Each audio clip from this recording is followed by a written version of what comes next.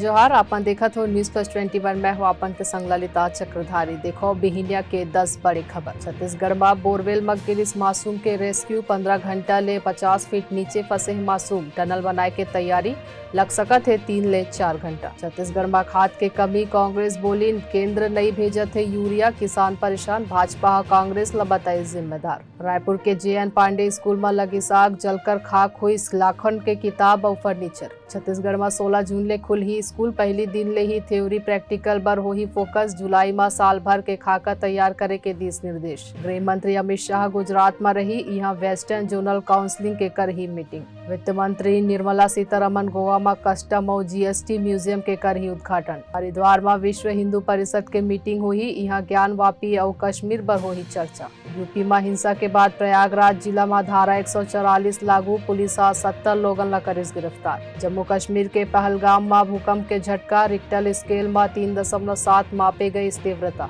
UP में शुक्रवार को हुई इस हिंसा में अब तक 227 गिरफ्तार। प्रयागराज में सबले ज्यादा 68 गिरफ्तार। ऐसे जानकारी ले लगातार अपडेट रहे बर देखत रहो न्यूज प्लस 21 आप मन के हक के बाद।